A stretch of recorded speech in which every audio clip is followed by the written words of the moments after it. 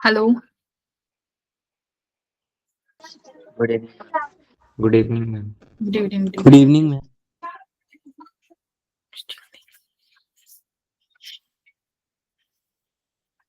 अंजलि आदर्श,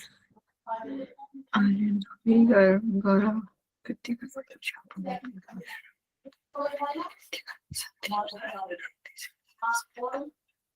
संदीप। हाँ ठीक है,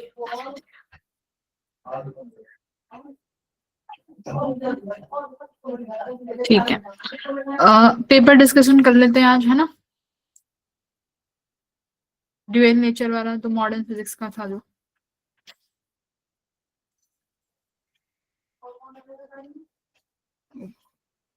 गौरव क्या भेजा रहा है? मैम मैंने नहीं भेजा, कोई और है वो। अच्छा अच्छा,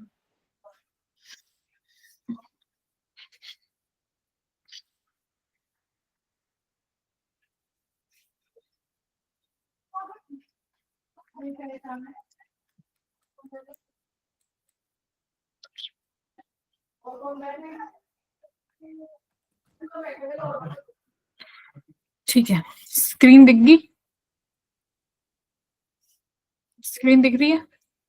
नो मैम। No ma'am.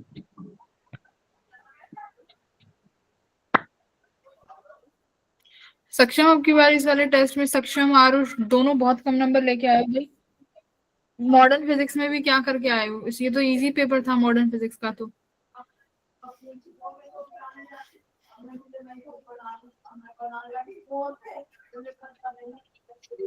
ठीक है, क्वेश्चन नंबर 1 की बात करेंगे, बताइए।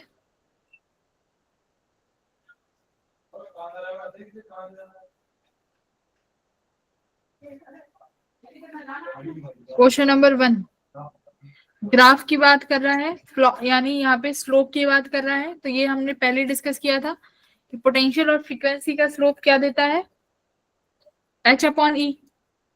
इसका ये इंटरसेप्ट क्या देता है, phi/e। Phi is work function. ये यहाँ पर काइनेटिक एनर्जी है, तो काइनेटिक एनर्जी में क्या बनेगा, काइनेटिक एनर्जी किसके बराबर हो जाएगी, h न्यू माइनस फाई। तो इसको y equals to mx plus c से देखोगे तो यानी मेरे पास स्लोप सिर्फ कितना आ रहा है, h। यहाँ पे Yes, स्लोप, इसका स्लोप सिर्फ h मिलेगा। इंटरसेप्ट सिर्फ क्या देगा इसका, y1, वर्क डन। तो यानी slope of line 1 h, slope of line 2 h/e। y1 क्या देगा, वर्क फंक्शन यानी फाई। y2 क्या देगा, वर्क फंक्शन अपॉन e, है ना। तो ये ऑप्शन हो जाएंगे हमारे। इसके कॉरेस्पॉन्डिंग कौन सा ऑप्शन सही है, B1, है ना, ऑप्शन नंबर बी। अरे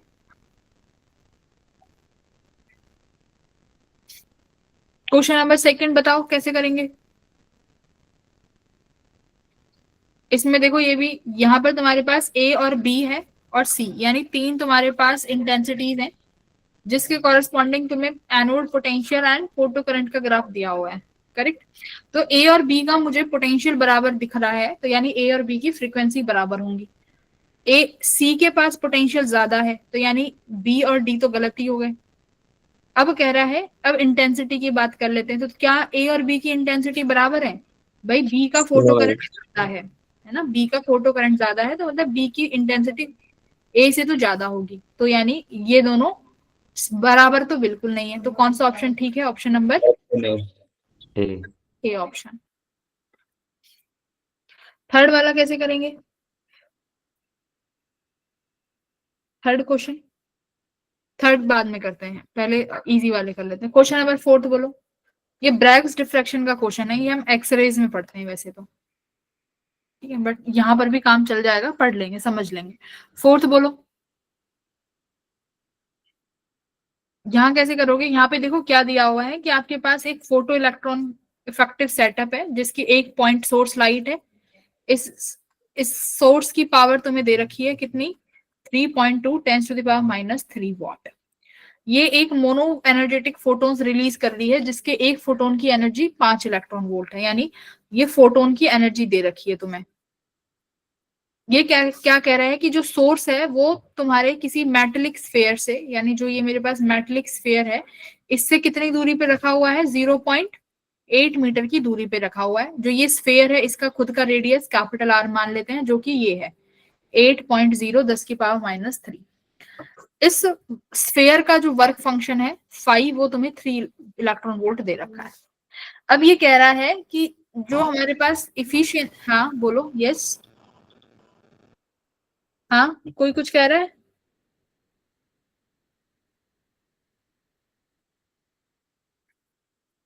इफिशियंसी कह रहा है कि अगर मान लो हम 10⁶ फोटोन इंसिडेंट करते हैं तो मेरे पास इलेक्ट्रॉन्स जो निकलेंगे, फोटो इलेक्ट्रॉन्स, वो 1 निकलेगा। तो ये इफिशियंसी की बात हो रही है कि 10⁶ फोटोन पे 1 इलेक्ट्रॉन इमिशन हो रहा है। बोल रहे हैं कि बताओ फोटो इलेक्ट्रॉन्स अगर instantly swept away after emission तो नंबर ऑफ फोटो इलेक्ट्रॉन्स कितने होंगे 1 सेकंड में जो निकल रहे होंगे। यानी तुमसे नंबर ऑफ फोटो इलेक्ट्रॉन्स पूछे हैं। तो सबसे पहले तो ये निकालो कि नंबर ऑफ फोटोन्स इंसिडेंट कितने हो रहे हैं इस स्फेयर पे, right? Number of photons incident कितने हो रहे हैं। तो इसका फॉर्मूला मेरे पास क्या होता है, effective power upon power upon energy of 1 photon. यही है फोटोन का फॉर्मूला, एनर्जी ऑफ 1 फोटोन। यही फॉर्मूला था बेसिक 1। इफेक्टिव पावर, पावर चाहिए होगी, तो यहाँ पर इफेक्टिव पावर क्या बनेगी बताओ? ये मैम सोर्स, हाँ yes. Ma'am mono energetic photons का मतलब क्या है? मोनो मतलब फोटोन के पास एक ही एनर्जी रहेगी। मोनो एनर्जेटिक मतलब एक ही एनर्जी का फोटोन आ रहा है, ठीक है?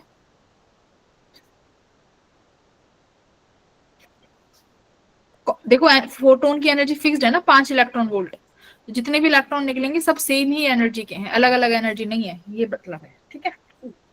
अब बताओ, अब इफेक्टिव पावर कैसे निकालेंगे? इफेक्टिव पावर कैसे निकालोगे? पहले तो ये देखो कि इफेक्टिव एरिया कितना है। ये जो यहाँ से ये फोटोन्स आएंगे, इन फोटोन्स का इफेक्टिव एरिया कितना होगा जिस पर ये इंसिडेंट होंगे, ये वाला इफेक्टिव एरिया बनेगा ऐसे स्फीयर टाइप का। करेक्ट, यही है ना इफेक्टिव एरिया, तो फोटोन्स जिस पर इंसिडेंट होंगे, ठीक है? मैम सर्कल होगा ना? हम्म, हाँ सर्कल ही, इफेक्टिव एरिया तो सर्कल होगा। हाँ हाँ सर्कल ही तो है, ये सर्कल ही तो है इफेक्टिव एरिया, ठीक है? इफेक्टिव एरिया है ये। तो अब इफेक्टिव पावर कैसे निकाल पाओगे? जो भी तुम्हारे सोर्स से टोटल पावर आ रही है उसमें इस इफेक्टिव एरिया को मल्टीप्लाई कर दो, इफेक्टिव एरिया को मल्टीप्लाई कर दें, जिसका ये रेडियस आर हो जाएगा, पाई कैपिटल आर स्क्वायर होगा भाई, जो तुम्हारा ये स्फीयर है इसी के रिंग का रेडियस बनाओगे, पाई आर स्क्वायर। अब इस पावर को और किससे डिवाइड करोगे? किसके एरिया से डिवाइड कर दूं, बोलो?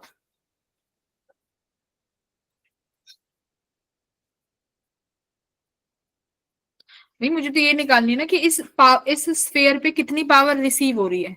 मैम वो स्फेयर का, हाँ, इस देखो मुझे ये निकालना है कि इस स्फीयर पे पावर कितनी रिसीव होगी। तो टोटल पावर इंसिडेंट कितनी हो रही है, P into pi r square. अब मैं इस स्फीयर के एरिया से डिवाइड कर दूं तो टोटल पावर इंसिडेंट आ जाएगी 4 pi small r square. Small r क्या हो जाएगा, जो ये वाला डिस्टेंस है, जितने डिस्टेंस पे तुम्हारा सोर्स तुम्हारे स्फीयर से दूर रखा हुआ है, ठीक है? ये तुम्हारी बनेगी इफेक्टिव पावर। बात समझ में आ गई?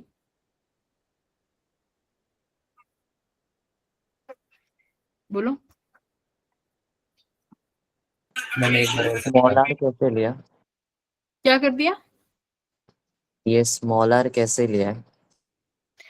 ये स्मॉल आर ये वाला एरिया है जो तुम्हारा सोर्स से स्फीयर तक की डिस्टेंस है।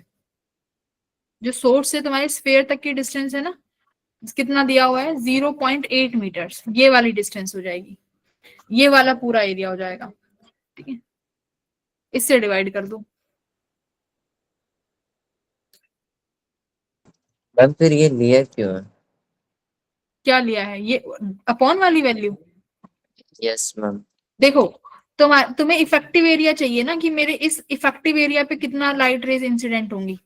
और उसी की वजह से तुम्हारा कितना, उसी से तुम्हारा फोटोन निकल के आएगा, या बोलो इफेक्टिव पावर। तो हमने टोटल पावर में से वो एरिया मल्टीप्लाई करा जो इफेक्टिव था, यानी पाई आर स्क्वायर। अब डिवाइडेड किससे कर दिया तुमने? एरिया से। पावर को अगर मैंने एरिया से डिवाइड कर दिया तो क्या बन जाएगा? इन पावर अपॉन एरिया क्या हो गया भाई? इंटेंसिटी क्या होती थी मेरे पास? हाँ, तो मुझे जो इसके ऊपर इंसिडेंट लाइट है वो चाहिए ना, उसकी इंटेंसिटी। तो देखो इंटेंसिटी कैसे लिखोगे तुम? Power upon area. तो ये पावर इफेक्टिव पावर थी, तो मैंने पाई आर स्क्वायर से मल्टीप्लाई करके इफेक्टिव पावर लिखी। अब इस पूरे एरिया से डिवाइड करके मेरे को क्या मिलेगा? इंटेंसिटी। तो ये मेरा यहां से बनेगी ये नंबर ऑफ फोटोन की वैल्यू। ठीक है, तो ये पावर रिसीव्ड है कि इस स्फीयर ने पावर रिसीव कितनी करी। मैम बोलो। मैम ये हमारी टोटल पावर जो टोटल स्फीयर से रिसीव होगी। हाँ, ये वो वाली पावर है जो स्फीयर पर रिसीव होगी। मैम जो हमने पी ले रखा है वो नेट पावर है जो पूरे उस पे स्फीयर पे रिसीव हो रही थी। पी वो वाली पावर है जो तुम्हारा सोर्स इमिट कर रहा था। ये पी जो लिखा हुआ है ये वो वाली पावर है जो सोर्स इमिट कर रहा है। पर जो सोर्स इमिट कर रहा है वो सारी की सारी थोड़ी ना तुम्हारे स्फीयर पर इंसिडेंट हो रही होगी भाई। जो सोर्स की टोटल पावर थोड़ी ना स्फीयर इंसिडेंट स्फीयर पे पड़ेगी। उस 3.2 का जो कि सोर्स की पावर तुम्हें गिवन है, उस 3.2 का कितना पार्ट गिरेगा वो हमें निकालना है, इफेक्टिव पावर जिसे बोलेंगे। तो वो कितना होगा? सोर्स की power multiply by effective area. तो इफेक्टिव एरिया तो ये पाई आर स्क्वायर हो गया। अब ये डिवाइड कर दो तुम इस पूरे स्फेयर से। स्फेयर का एरिया कितना हो जाएगा? 4 पाई स्मॉल आर स्क्वायर, ये पूरा ये वाला एरिया। हाँ, मैम स्फीयर के एरिया में हमने स्मॉल आर क्यों लेंगे? हम वही वाला आर लेंगे ना जो सर्कल के लिए लिया हमने। क्यों? फिर उससे कर दोगे तो सेम ही हो जाएगा, फिर डिवाइड करने की क्या जरूरत पड़ी?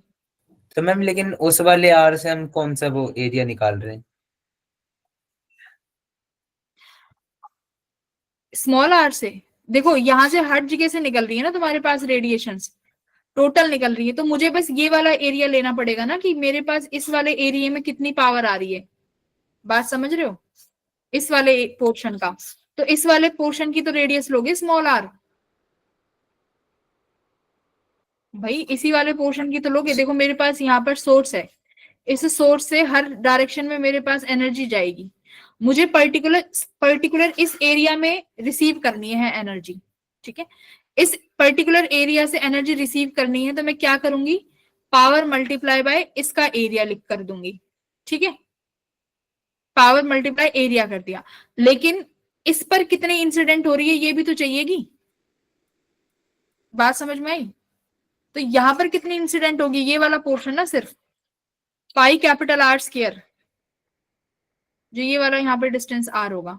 यहाँ पर तो सिर्फ यही वाली रेडिएशन आ रही है ना, तो इसीलिए यहां से डिवाइड करोगे 4 पाई आर स्क्वायर से। ठीक है,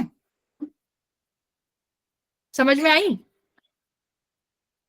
इसलिए डिवाइड करना पड़ेगा यहाँ पे। तो ये इफेक्टिव पावर होगी।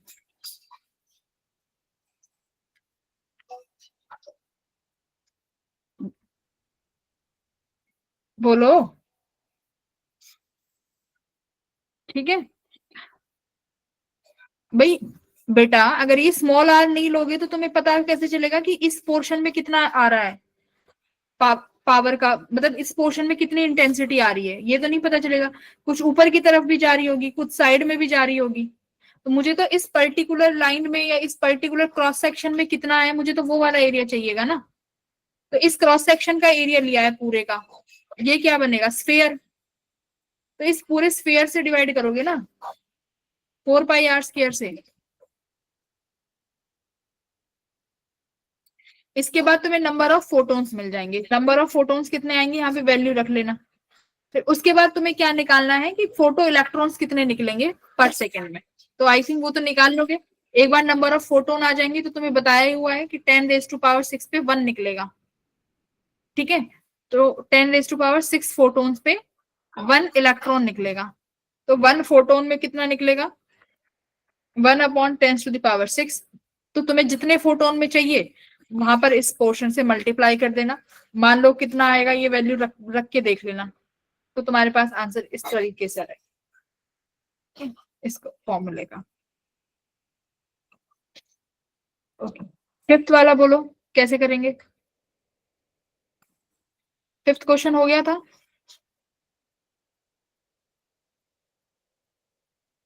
फिफ्थ वन हो गया था। हेलो, कहाँ चले गए?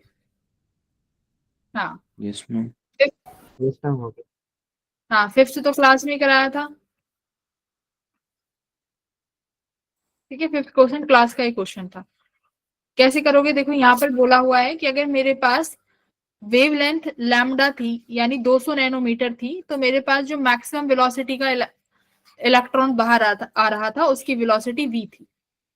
अब मैं वेवलेंथ कितनी लूं कि मेरे पास जो मैक्सिमम वेलोसिटी का इलेक्ट्रॉन बाहर आए वो 2v हो जाए, ये बोला गया है। तो हमें पता है एच सी अपॉन लैम्डा, ये वाली एनर्जी किस किस चीज में रिलीज होगी, या फिर काइनेटिक एनर्जी लिख लो ना डायरेक्ट।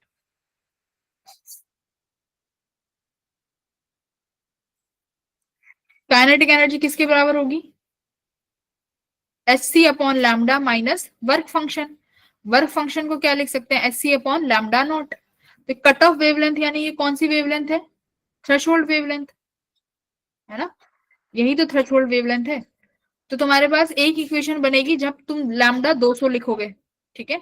सेकंड, तुम्हारे पास काइनेटिक एनर्जी, तुम डायरेक्ट वेलोसिटी भी लिख सकते हो, रेशो ले लेना, काइनेटिक एनर्जी 1, यानी यहाँ पर तुम v मान लो कि यहाँ पर हाफ एम वी स्क्वायर। देखो मास और 1/2 सेम रहने वाला है, तो फ्रैक्शन में ये चीज डिवाइड हो जाएगी, तो मैं इसको हटा भी सकती हूँ। Similarly s c by lambda naught भी फ्रैक्शन में हट जाएगी। सेकंड इक्वेशन क्या बनाओगे, कितनी वेलोसिटी निकलेगी बाहर, 2v, h c upon lambda dash, ये मुझे फाइंड करना है, minus h c upon lambda naught, equation second. Equation 1 और इक्वेशन 2 को क्या कर दो, डिवाइड कर दो, तो यहां से लैम्डा डैश निकल आएगा फर्स्ट और 2 इक्वेशन से। Girls, ma'am cut off wavelength वही हो जाएगी ना, लैम्डा नॉट।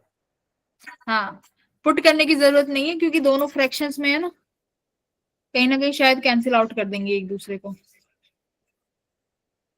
समझ में आ गई, या तो Yes, इस ma'am. वेलोसिटी की वैल्यू उठा के इस 2v में रख दो, इस वेलोसिटी की वैल्यू ये v उठा के इस 2v में रख दो, ये सबसे आसान रहेगा, ऐसे कर लो।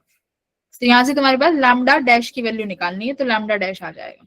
ठीक है, क्वेश्चन नंबर 6 बताओ कैसे करेंगे। क्या कह रहा है कि मेरे पास एक पार्टिकल है जिसका मास m है, वो वेलोसिटी v से जा रहा है, तो उसके पास जो वेवलेंथ है वो लैम्डा है। तो डी ब्रुगली क्या कहता है, लैम्डा किसके बराबर होगा, h upon mass into velocity. हाँ, h यस अपॉन मैम। या मोमेंटम। अब ये कह रहा है कि इन इलास्टिकली ये पार्टिकल क्या करता है, 2m के साथ जाके इन इलास्टिकली कोलाइड करता है। तो इन इलास्टिकली कोलिजन कैसा होता है, परफेक्टली इन इलास्टिक की बात करूं तो चिपक जाएंगे दोनों, है यस ना। मैम। Yes ma'am. हाँ, तो what will be the de Broglie wavelength of the system, तो क्या होगा, तो मैं मान लेती हूँ कि लैम्डा डैश क्या हो जाएगा, h upon m dash v dash, है ना, उस सिस्टम का मास h अपॉन यही होगा। तो अब ये मोमेंटम तो कंजर्व रहेगा ही, अगर इन इलास्टिक कोलिजन है तो मोमेंटम तो फिर भी कंजर्व रहेगा। तो मोमेंटम कंजर्व करो कि मेरे पास पहले m का मास m था, इसके पास वेलोसिटी v थी, इनिशियली मोमेंटम 2m के पास मास 2m था, बट इसके पास कोई वेलोसिटी नहीं दी है, हम अज्यूम कर लेते हैं इसके पास कुछ वेलोसिटी नहीं होगी, कुछ बताया ही नहीं है इसने। आगे देखो, मेरे पास अब क्या होगा, ये सिस्टम परफेक्टली अगर इनइलास्टिक होगा तो ये दोनों चिपक जाएंगे, जिसका सिस्टम का मास बनेगा 2m। अब मान लेते हैं कि ये दोनों आपस में किसी v डैश से मूव करते हैं, ठीक है, तो m v equals to 3m v dash, m से m कट गया, तो यानी तुम्हारे पास सिस्टम की वेलोसिटी कितनी आ गई, v/3। 3/3। इसको यहाँ पुट करो, lambda dash equals to h upon m dash, m dash कितना हो जाएगा 3m, v डैश कितना हो जाएगा v/3, तो ये भी कितना आया h अपॉन एम वी। तो देखो तुम्हारे पास दोनों कैसी आई हैं वैल्यू, लैम्डा और लैम्डा डैश बराबर हैं, तो यानी डी ब्रुगली वेवलेंथ में कोई भी चेंज नहीं आया, तो लैम्डा विल रिमेन सेम। ठीक है, सी सी ही रहेगा। सही है, बढ़िया। सेवंथ बताओ कैसे करोगे।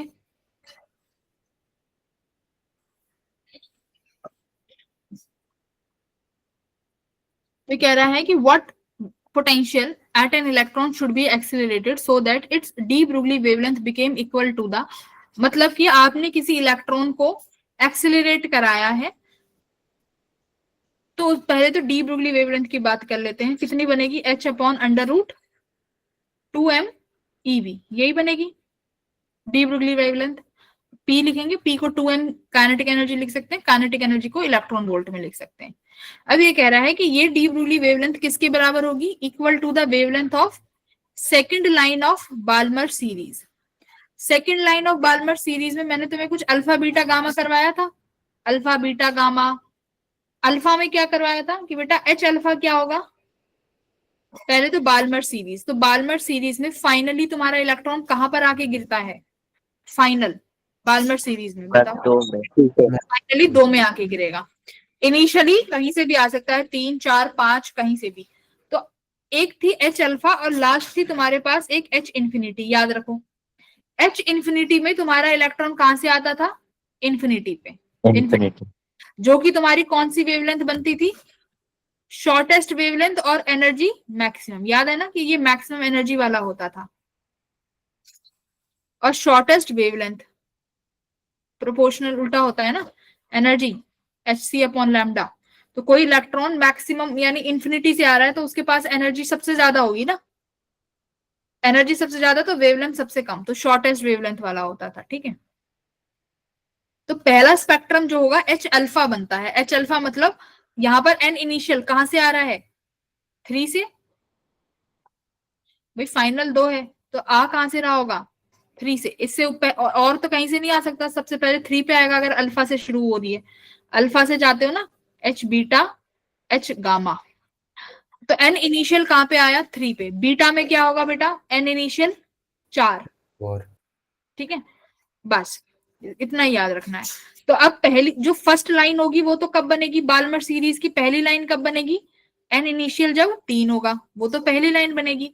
सेकेंड लाइन कब बनेगी? जब तुम्हारा एन इनिशियल कितना होगा? 4 होगा। तो यानी यहां पर तुम्हारे पास एन इनिशियल कहां से आ रहा है? 4 से आ रहा है। ठीक है, तो हम क्या लिखेंगे बताओ?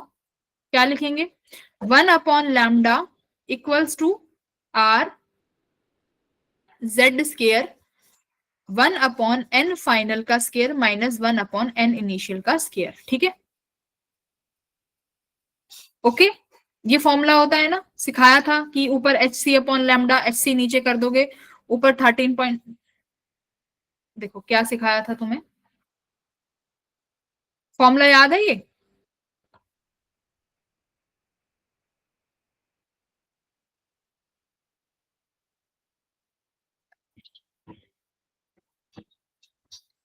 देखो हमने पढ़ा हुआ है ना कि जो इमिटेड फोटोन होगा उसकी एनर्जी किसके बराबर होगी? E2 माइनस E1 के, करेक्ट। E किसके बराबर होगा? एच सी अपॉन लैम्डा के, जो फोटोन है जो निकला है। E2 क्या होगा भाई? 13.6 Z square upon n square, यही होगा। 2 में आ रहा है तो ये हम N2 मान लेते हैं, यानी फाइनली कहाँ आया? Initially 13.6 Z square upon n initial square electron volt, correct. मैं अगर यहां से क्या करूं? 1 upon lambda equals to 13.6 electron volt Z square upon h c लिख दूं, और यहां क्या लिख दूं? 1 upon n final square minus 1 upon n initial square. ठीक है, ये इलेक्ट्रॉन वोल्ट 13.6 एच सी, ये कांस्टेंट वैल्यू हटा के क्या बन जाता है मेरा? Rydberg constant. 1 upon lambda equals to R Z square, क्या बनेगा? 1 upon n final square minus 1 upon n initial का स्केयर। क्लियर? Yes ma'am. हाँ, तो अभी तुम्हारे पास क्या है? फाइनल की वैल्यू कितनी है? 2। इनिशियल कितना है सेकेंड लाइन के लिए? 3। तो यहां से लैम्डा निकाल लोगे। और अगर ये हाइड्रोजन एटम, हाइड्रोजन नहीं है सॉरी, ये कौन सा एटम है? हीलियम एटम है। तो हीलियम एटम के लिए Z कितना होगा? 2 हो जाएगा, 2 हो जाएगा। तो 1 बाय लैम्डा इक्वल्स टू 2 2 जा 4Z अब भाई इसको लिख लो वैल्यूज को, फाइनल क्या हो जाएगा 114, इनिशियली 4 से आ रहा है तो बटे 16, तो ये लैम्डा जो आएगा इसको यहां पर रख देना इस वाली वैल्यू में, बोलो इसमें रख दोगे, यस बन जाएगा फिर Yes, कुछ आंसर।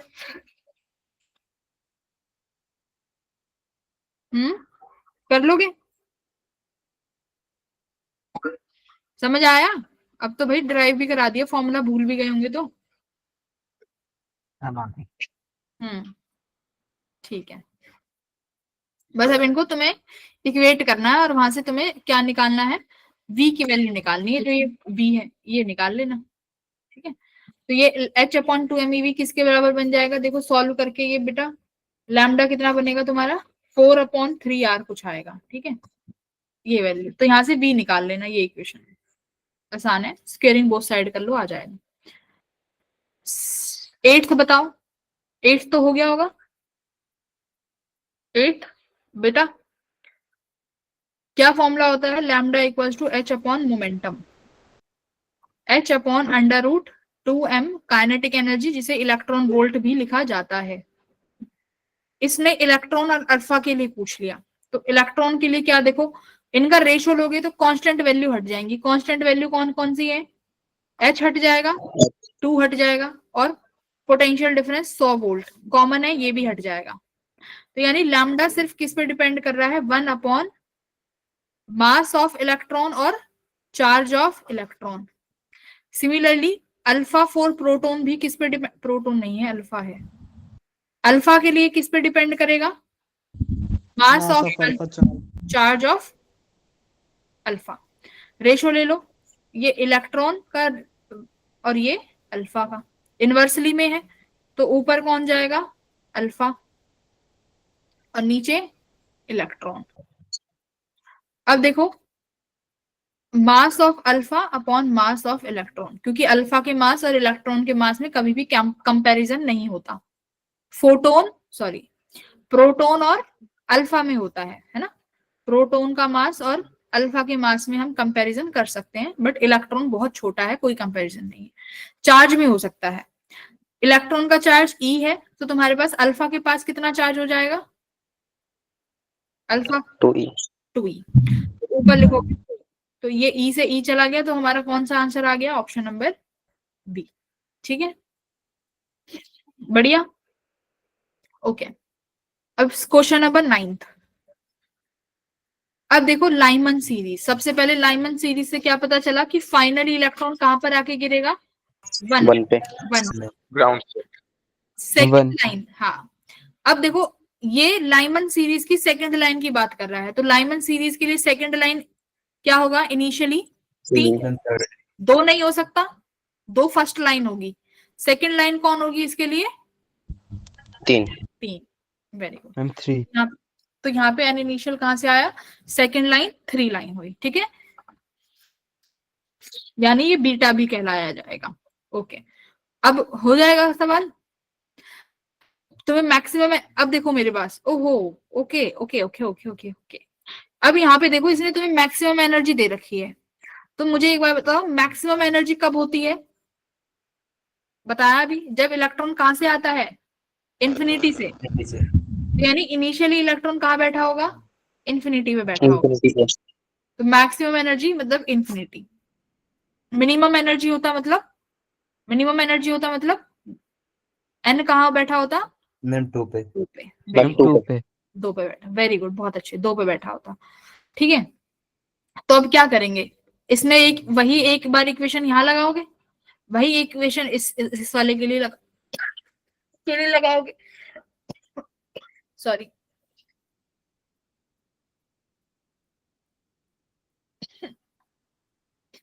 ठीक है, कौन सी इक्वेशन लगाएंगे, मैक्सिमम एनर्जी की बात हो रही है, देखो मैक्सिमम एनर्जी, पूरी एनर्जी लिखनी है, वेवलेंथ से काम नहीं चलेगा, क्योंकि इसने एनर्जी दे रखी है तुम्हें, तो हम वही स्टार्टिंग से लिखेंगे, hc/λ equals to 13.6 z square 1/n final square minus 1/n initial square. तो ये हुआ मेरा hc/λ equals to 13.6। Hydrogen atom है तो Z1 हो जाएगा, उड़ा दो। फाइनली 1 पे आ रहा है, इनिशियली 1/∞ 0 हो जाएगा।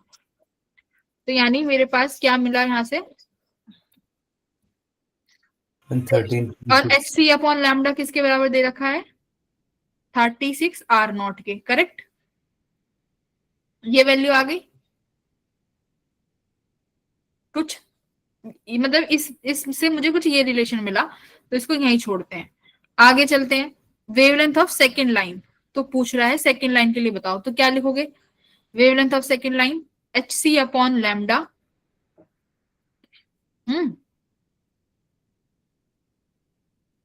इक्वल्स टू 13.6, फाइनल तो 1 है, इनिशियल 1/9 हो जाएगा। 9 एलसीएम ले लूं तो 9 में से 1 गया तो ये कितना बन जाएगा, 8, है ना। तो ये आया बेटा hc/λ इक्वल टू, देखो 13.6 मल्टीप्लाई 8/9। ठीक है, हमें लैम्डा निकालना है, तो अब क्या लिख सकते हैं बताओ, क्या करूं मैं, 13.6 को 36 R0 लिख दूं, भाई ये 13.6 है ना, इसको 36 R0 लिख दो, यस मैम। और 8/9। तो अब क्या क्या कटेगा देख लो, कुछ कुछ कट रहा होगा। 9 की टेबल में 36 कितने पे आता है, 936। 4 पे। और तो hc/λ इक्वल्स टू 8 4 R0। बस आ गया, लैम्डा कितना आ गया, hc/32 R0। Option number C. सी आ गया। तो यही इसी तरीके से आएंगी, एक ही इक्वेशन को 2 बार लगाना पड़ेगा, ऐसे ही पेपर में आते हैं सेम। 10वां बोलो, 10वां भी कर लेंगे। 10वां गलत कर दिया, क्यों,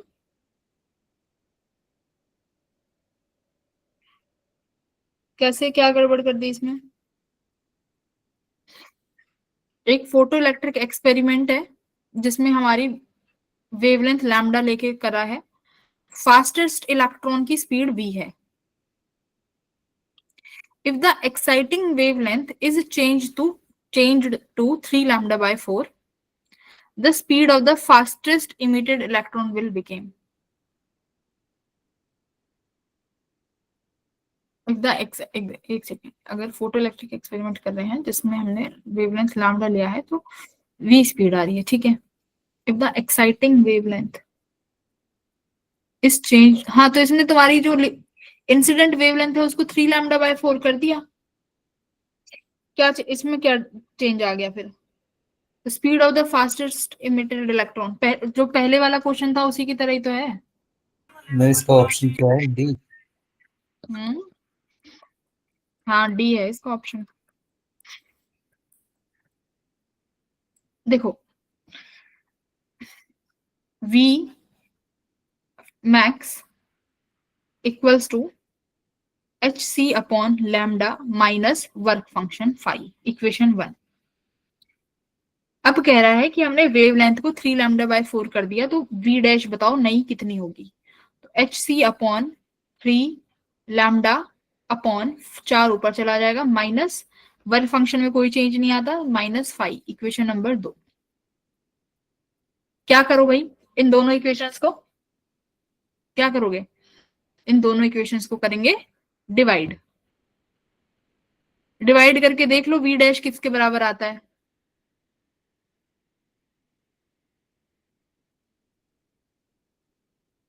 ठीक है।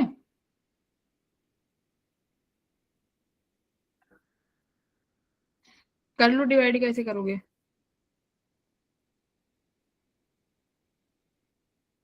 v/v dash equals to hc/λ minus 5। करो बेटा एक बार डिवाइड करो इसको, क्या रिलेशन आता है, हाँ तो स्पेस कम है।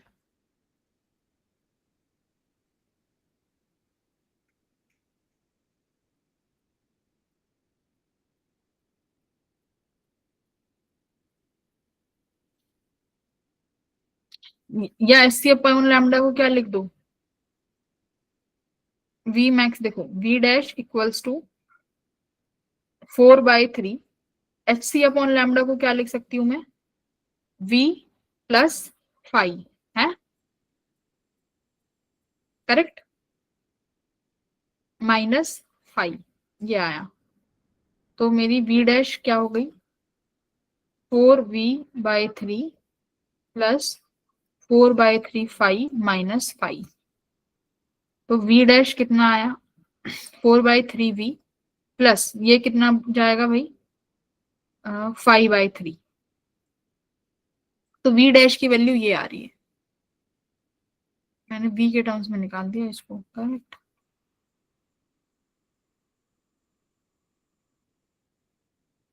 अच्छा, सिर्फ अगर कंपैरिजन भी करें,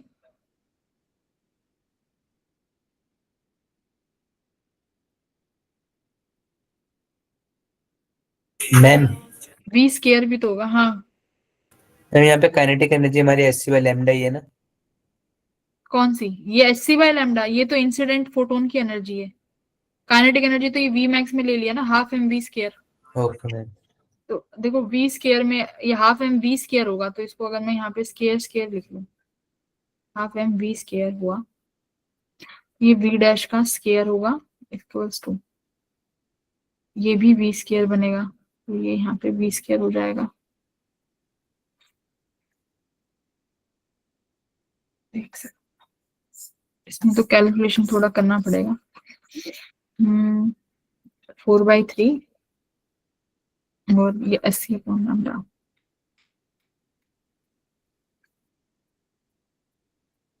अच्छा एक बार बताओ, 4/3 ज्यादा बड़ा है कि 4/3 की वैल्यू कितनी आती है फ्रैक्शन में, 4/3 इन फ्रैक्शंस करना एक बार, 4/3 को फ्रैक्शन में,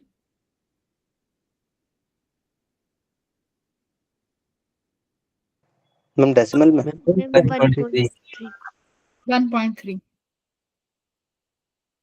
तो ये सिर्फ 1 में से 5 घट रहा था, यहाँ 1.3 में से 5 घटाएंगे, ठीक है। तो यानी वेलोसिटी आएगी तो पहले वाले से ज्यादा। हम्म,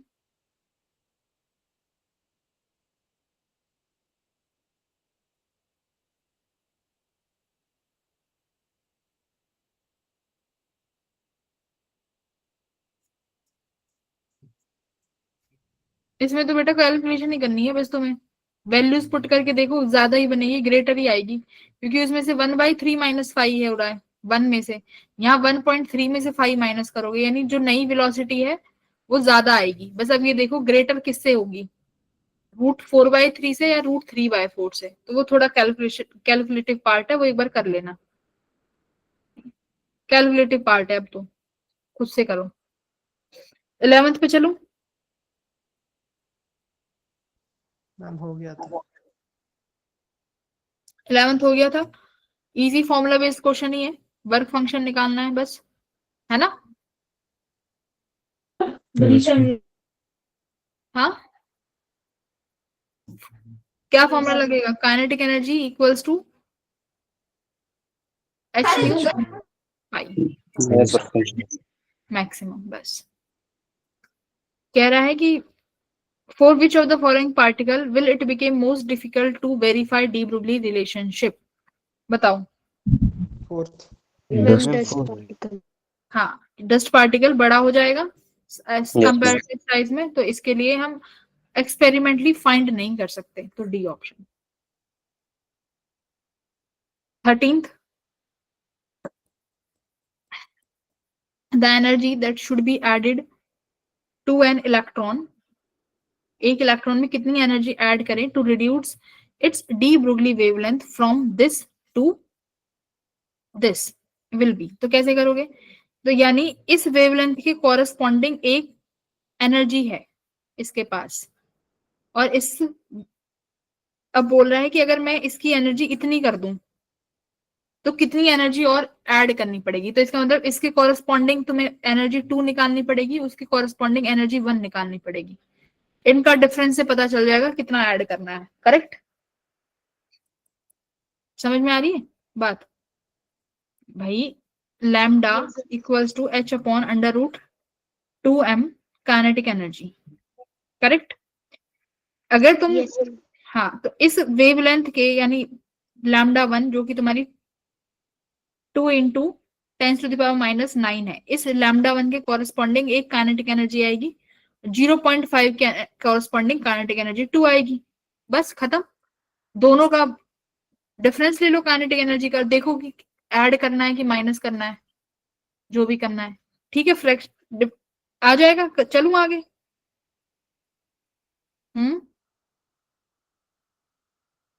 हो जाएगा ये तो बेटा, कैलकुलेशन, डिफरेंस निकालना है। यस बस कैलकुलेशन है इसमें। 14th, ए पॉइंट सोर्स, वेव ऑप्टिक्स के क्वेश्चंस कर लेना, कुछ मैंने कल शायद तुम्हें दिए थे, वो कर लेना। कल भी हम वेव ऑप्टिक्स और मॉडर्न फिजिक्स के कुछ क्वेश्चंस क्लास में बैठ के करेंगे। न्यूक्लियर फिजिक्स में मंडे से शायद सॉल्व कराऊंगी, इस हफ्ते रिवीजन करेंगे 4, क्योंकि इनका वेटेज बहुत ज्यादा है, वेव ऑप्टिक्स, मॉडर्न फिजिक्स और न्यूक्लियर फिजिक्स। यहां से तुम्हारे 12 नंबर के सवाल बनेंगे, तो जिनको कैटेगरी एडवांटेज है वो तो यहीं से पास हो जाओगे, बात समझ लो, ठीक है। बाकी इलेक्ट्रोस्टैटिक्स वगैरह से भी सवाल आते हैं, वहां से इजी सवाल बनेंगे। देखो एक बात बताओ, मॉडर्न फिजिक्स से सवाल आ गया तो ऐसा आ गया कि हो जाएगा, बात सुन लो, आसान सा, वो सब करके आओगे। अगर मॉडर्न फिजिक्स से कई बार ऐसा सवाल आ जाता है कि वो छोड़ के ही आना पड़ता है, ठीक है। अगर वो छोड़ के ही आना पड़ा और तुम सिर्फ इसी के भरोसे जाओगे तो फिर फिजिक्स के पेपर में फेल हो जाओगे। इसीलिए कहा जाता है कि पूरी 12th ही करके जाओ, सिर्फ मॉडर्न फिजिक्स के भरोसे मत चले जाना पेपर में। लास्ट के PYQs देखना, कोई एक आध क्वेश्चन ऐसा होगा जो छोड़ के ही आना पड़ेगा, वो बनते ही इसलिए हैं। 14th क्वेश्चन करो।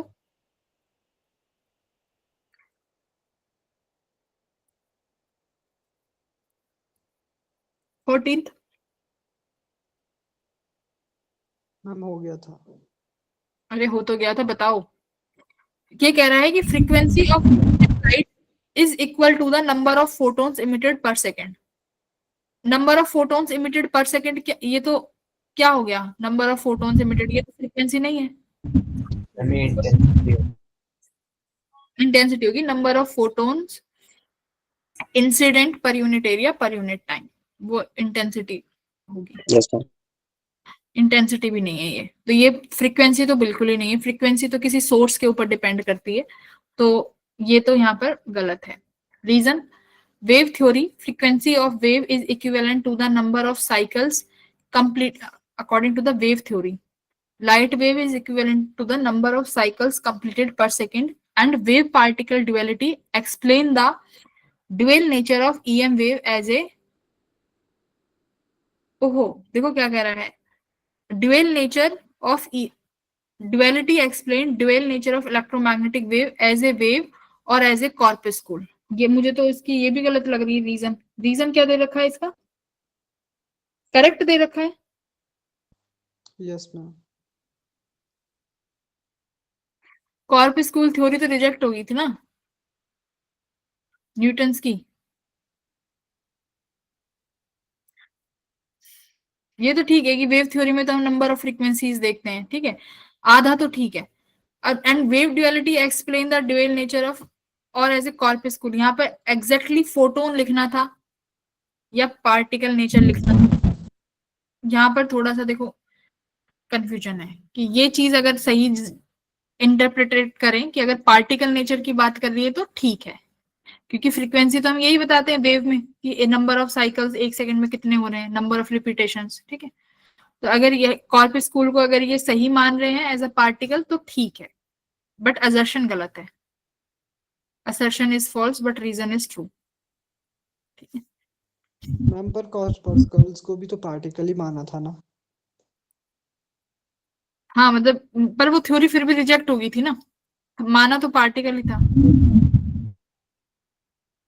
15th बोलो, which of the following represent the speed of electron in hydrogen atom as a function of principal quantum number, which may represent speed of electron as a function of principal quantum number, कौन सा है, principal quantum number. Velocity का क्या formula लिखवाया था? z/n। Velocity का z/n था ना? Yes ma'am. अब्दुल्ला कहाँ बैठ के पढ़ता है? हाँ बताओ, यानी वेलोसिटी 1/n पे है, तो 1/n पे कौन सा ग्राफ दिख रहा है भाई? साफ एक ही ग्राफ दिख रहा है। 1/n का कौन सा ग्राफ दिख रहा है? मैम ये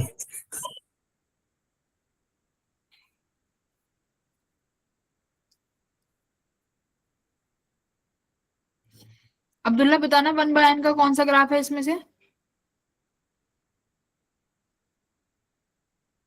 यस मैम। अब कैसे बंद होगी म्यूजिक? है अब कैसे बंद हो गया music?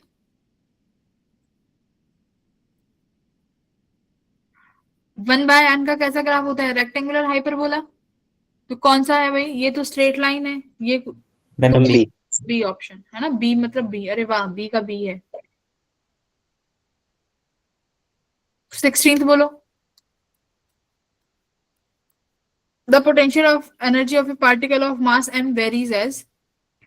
Potential energy E naught है 0 to 1, 1 हो जाती है तो 0 हो जाती है। The D Broglie wavelength for a particle in the range is this. De Broglie wavelength of the particle in the range is lambda 1 and that in the range is lambda 2. If the total energy of the particle is 2 E naught, find lambda 1 and lambda 2. कैसे करोगे इसको 16th को? Potential energy दी हुई है हमें and De Broglie wavelength of the particle in the range is this lambda 1 and मतलब इस वाली रेंज में तुम्हारे पास पोटेंशियल एनर्जी ई नॉट है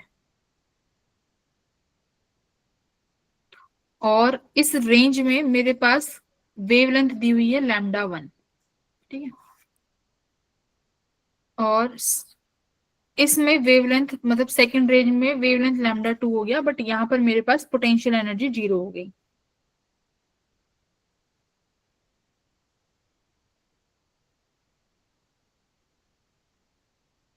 if the total energy of the particle is 2 E not.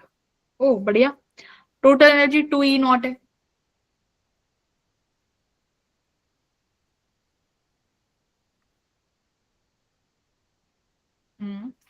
Lambda wavelength का formula हो जाएगा h/मास into velocity.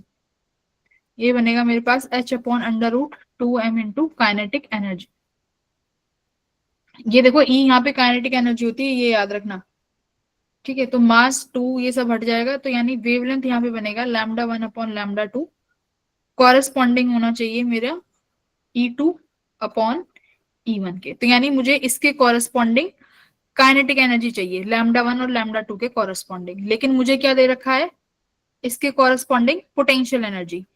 तो अगर मेरे पास पोटेंशियल एनर्जी गिवन है तो काइनेटिक एनर्जी नहीं निकाल सकते क्या? निकाल सकते। हाँ, तो E2 यानी कौन सा वाला बनेगा भाई? E2 कॉरेस्पॉन्डिंग है λ2 के, यानी सेकंड। तो भाई यहाँ पर पोटेंशियल एनर्जी 0 है, टोटल एनर्जी 2 E नॉट है। तो देखो क्या लिखोगे? Potential energy plus kinetic energy किसके बराबर होगा? टोटल एनर्जी के। तो सेकंड वाले फंक्शन में अगर मेरे पास टोटल पोटेंशियल एनर्जी 0 है और टोटल एनर्जी 2 E नॉट है, तो इसका मतलब काइनेटिक एनर्जी 2 E नॉट हो गई ना सेकंड रेंज में। समझ आ रही है? अरे सुन रहे हो क्या कह रही हूं मैं? ये रेंज है। हाँ दोबारा यस बताओ। मैम। देखो सुनो, तुम्हारे पास दो रेंज है, ये 0 to x1 और x ग्रेटर देन 1। तो इसमें तुम्हें क्या दे रखा है कि पोटेंशियल एनर्जी ई नॉट है, तो उसकी कॉरेस्पॉन्डिंग वेवलेंथ कितनी है? λ1। टोटल एनर्जी बेटा 2 E नॉट है। ठीक है, अब एक बात बताओ, इस रेंज में अगर पोटेंशियल एनर्जी ई नॉट है, टोटल एनर्जी 2 E नॉट है, तो काइनेटिक कितनी बचेगी? काइनेटिक ई नॉट बचेगी ना, काइनेटिक भी ई नॉट होगी। इस जीरो वाले में देखो, जीरो वाले में पोटेंशियल एनर्जी 0 है, तो मतलब सारी की सारी एनर्जी किस में है? काइनेटिक एनर्जी में, तो यहाँ काइनेटिक एनर्जी किसके बराबर हो जाएगी, टोटल एनर्जी के बराबर, और टोटल एनर्जी कितनी दे रखी है 2E0, तो काइनेटिक एनर्जी 2E0 हो गई। तो E2 कितना हो जाएगा 2E0, E1 कितना हुआ यानी काइनेटिक एनर्जी E0, तो E0 से E0 कैंसिल हो गया, ऑप्शन ए आ जाएगा तुम्हारा आंसर। समझ आया? Yes ma'am. Yes ma'am. Yes, ठीक, ma'am. बढ़िया, अच्छे बच्चों जल्दी समझ गए। और किसी को नहीं समझ आया तो हर्षित समझ आ रहा है? हर्षित तो ड्यूटी दे रहा होगा। हाँ नहीं आया समझ। अब्दुल्ला देखो, यहाँ पर तुम्हारे पास एक पार्टिकल है, उसका तुम्हें वेरिएशन दिया हुआ है। क्या दिया हुआ है कि अगर उस पार्टिकल की रेंज ये रहती है 0 से 1 के बीच में, तो उस पार्टिकल के पास वेवलेंथ है λ1।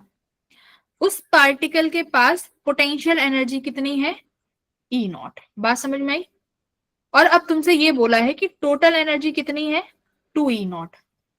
तो मुझे बताओ इस फर्स्ट केस में काइनेटिक एनर्जी कितनी हो जाएगी फिर? टोटल एनर्जी किसके बराबर होती है? काइनेटिक प्लस हाँ, तो अगर टोटल 2E0 है, पोटेंशियल वाली E0 दे रखी है, तो काइनेटिक वाली कितनी बनेगी E0 बनेगी। तो यहाँ पर काइनेटिक भी E0। सेकंड केस दे रखा है जहां पर मेरा x की वैल्यू 1 से ज्यादा है, इसके कॉरेस्पॉन्डिंग वेवलेंथ λ2 है, पोटेंशियल एनर्जी कितनी दे रखी है देखो 0। तो इसका मतलब यहाँ पर काइनेटिक एनर्जी कितनी हो जाएगी इस केस में 2E0, है ना। इस केस में काइनेटिक एनर्जी कितनी होगी 2E0। तो बस अब तुमने क्या करना है, वेवलेंथ लिखनी थी h अपॉन ये वाली वैल्यू। तो E यहाँ पर कौन सी होती है, E यहाँ पर काइनेटिक एनर्जी होती है, करेक्ट। E के लिख लो, ये काइनेटिक एनर्जी लिख दी तुमने। λ1 ये E2 है, तो E2 कौन सा केस था देखो λ2 वाला, तो λ2 में काइनेटिक एनर्जी कितनी आ रही है 2E0, तो 2E0 रख दिया। पहले वाले में कितनी आई काइनेटिक एनर्जी E0, तो यहाँ पर E0 रख दिया। अब समझ आ गया?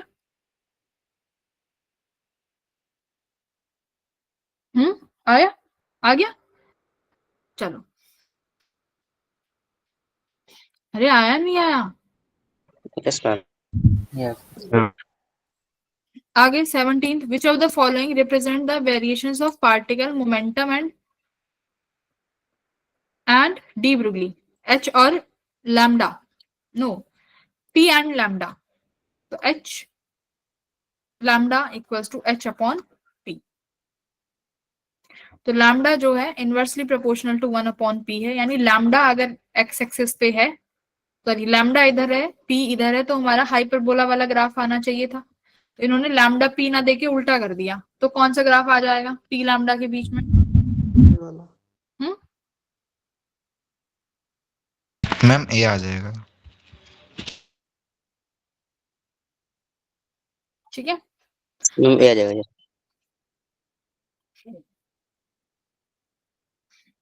ये वाला बता दो। 3 वर्क फंक्शन है और स्टॉपिंग पोटेंशियल V0 है, फ्रीक्वेंसी V है इंसिडेंट रेडिएशन की। वर्क फंक्शन ऑफ 3 मेटल्स, अच्छा ओके, तो वर्क फंक्शन ए का सबसे ज्यादा है, ए का वर्क फंक्शन सबसे ज्यादा है। The correct graph between stopping potential और सी, तो भाई वर्क फंक्शन सबसे ज्यादा है, तो ये ए वाला तो लास्ट में ही होना चाहिए। Yes, ma'am. तो ये वाला नहीं होगा, ये वाला नहीं होगा, बी और डी में से होगा।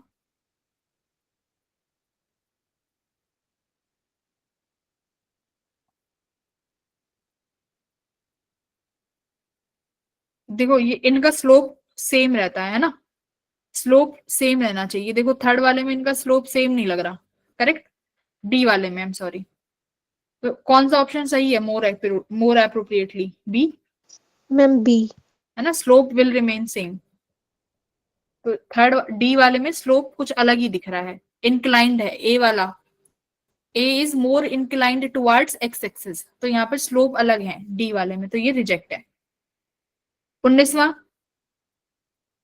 इसमें तो तुम्हारे अच्छे खासे पेपर में तो which of the following constitute the photon की property?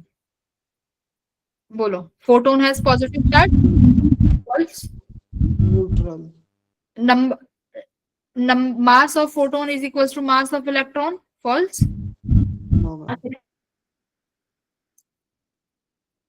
Number of photons in an interaction is conserved. False. देखो ये चीज याद रखना, फोटोन का नंबर कभी भी कंजर्व नहीं रहेगा, ठीक है, क्योंकि फोटोन में हमारा एनर्जी मास इक्विवेलेंस काफी इफेक्टिव रहता है नंबर ऑफ फोटोन पे। जैसे उसमें होता है ना इलेक्ट्रॉन में, वहां पर तुम्हारा इलेक्ट्रॉन का नंबर कंजर्व करके चलते हैं, फोटोन में कंजर्व नहीं रहता, ये याद रखना। यहाँ पर कभी भी तुम्हारा फोटोन एनर्जी में कन्वर्ट हो सकता है मास, तो इसलिए बी गलत है। फोटोन की वेलोसिटी लाइट के बराबर, बढ़िया, ये तो सही है, डी ऑप्शन। बी वाला बोलो 20। कौन भटक गया ये ग्रुप पे?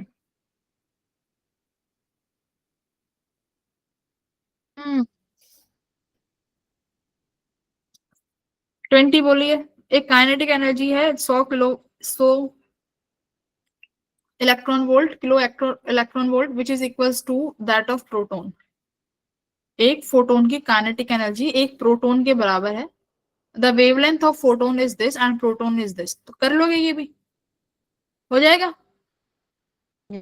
2 MeV कर लेना। हम्म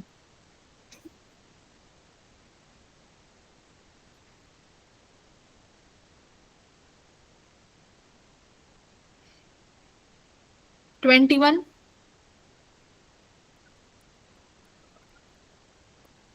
हो गया था। When an electron make a transition from state N1 to N2 such that its time period increases 64 times, then how many different lines are possible in the resulting spectrum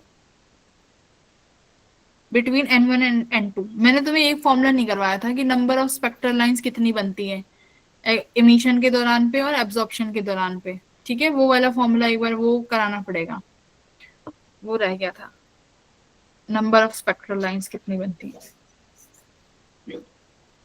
तो अब देखो time period कैसे depend करेगा। तुम्हारे पास velocity किस पे depend करती है, z अपॉन n पे, और रेडियस किस पे डिपेंड करती है, n स्क्वायर अपॉन z पे, ठीक है। टाइम पीरियड निकालो, वेलोसिटी इनटू, सॉरी, टाइम क्या हो जाएगा, distance equals to speed into time, distance r upon v पे। तो r हमारा n स्क्वायर अपॉन z है और वेलोसिटी z अपॉन n है, तो n ऊपर चला जाएगा। तो टाइम किस पे डिपेंड कर रहा है, n cube upon z square पे। Time n cube upon z square पे करेगा डिपेंड, ठीक है। बाकी जो कांस्टेंट वैल्यू है, जैसे रेडियस के लिए, वेलोसिटी के लिए जो कांस्टेंट वैल्यूज हैं, ऐसी टाइम के लिए भी कोई ना कोई कांस्टेंट वैल्यू होगी। तो टाइम बट डिपेंड करेगा इस पे। तो अब देख लो, अगर electron n equals to 1, n2 की वैल्यू नहीं दे रखी, to n2 such that time period increases to 64 times, 64 times बढ़ गया तुम्हारा टाइम पीरियड। तो t की वैल्यू 64 रख दो, t, हाँ, t की वैल्यू 64 रख दो, क्योंकि n तो पहले भी 1 ही है। तो यहाँ से n निकाल लो, n2 कितना आ जाएगा फिर, 4 आ गया ना, 4, n2 की वैल्यू 4 आ जाएगी। हाँ, मान लो n जब 1 था तो टाइम पीरियड t था, जब वो n2 में गया तो वहां time period 64 times of t हो गया। तो कॉरेस्पॉन्डिंग n आ जाएगा, साफ साफ पता चल रहा है कि 4 की पावर 3 बनेगा, तो यानी n2 की वैल्यू 4 बनने वाली है, पता चल गया।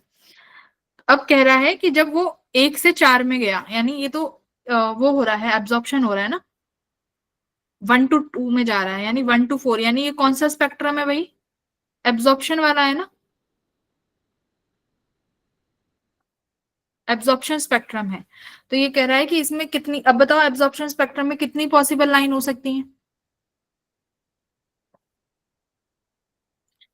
या तो 1 से 2, 1 से 3, कैसे बनाओगे इसमें, इसमें देखो 4 है ये, 1 2 3 4, कैसे जा सकते हो अब तुम 4 तक? कितने वेज हैं तुम्हारे पास? या तो 1 से 4 चले जाओ, फिर 1 से 2 जा सकते हो।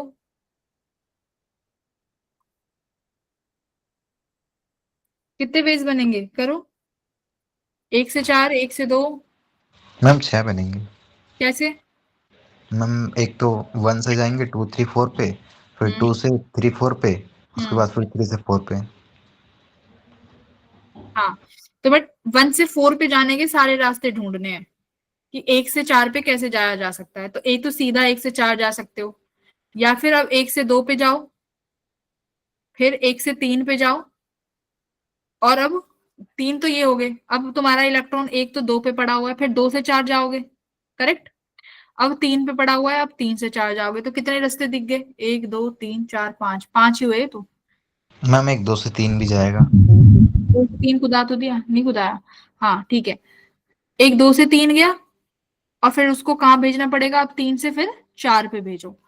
ठीक है, तो तुम्हारे पास टोटल वेज देखो। अब ये तो, अब ऐसे तो हो सकता है कि मैं तुम्हें कह दूं कि 1 से 10 पे जा रहा है ना।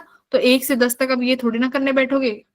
तो इसके लिए एक प्रॉपर फॉर्मूला होता है, वो फॉर्मूला मैं तुम्हें नोट करा दूंगी कि वो फॉर्मूला क्या है। एब्जॉर्प्शन और इमिशन दोनों का फॉर्मूला होता है, ठीक है। मैम हाँ, ये रिलेशन के बाद क्या बताया कुछ समझ नहीं आया उसके बाद में। क्या कह रहे हो? मैम जो रिलेशन निकाला टाइम का इनक्यूब बाय जेड स्क्वायर उसके बाद नहीं बता दो। हाँ अच्छा, उसके बाद नहीं समझ में आया, सुनो। देखो,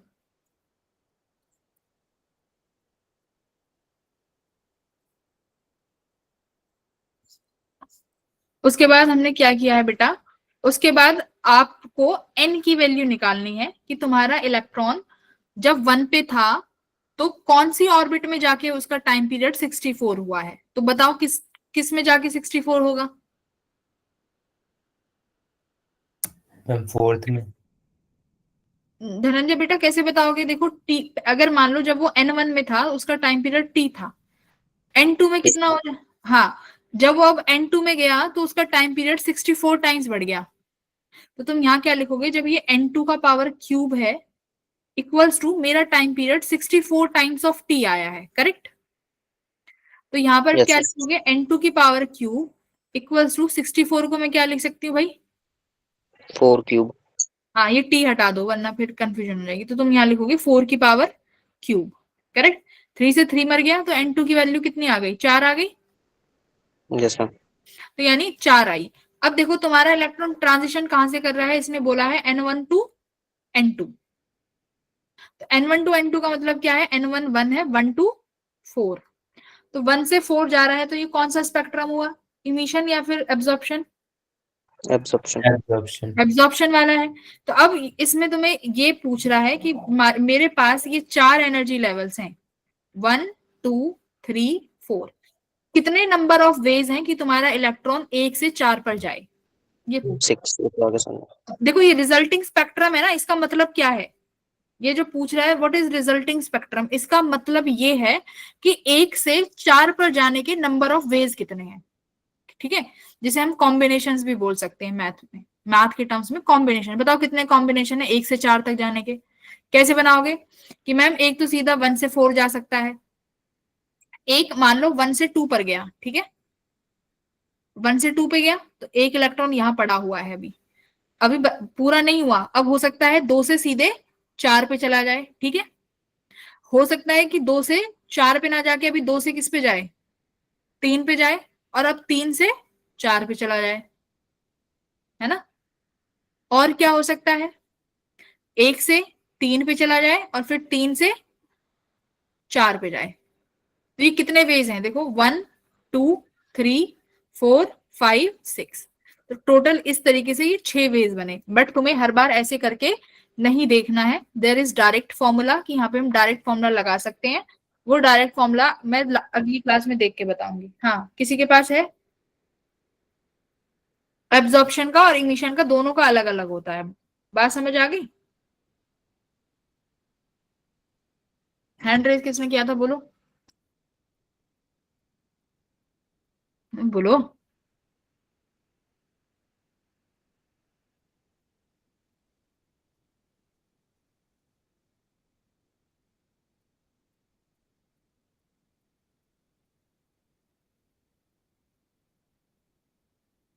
धनंजय समझ आया? Yes ma'am.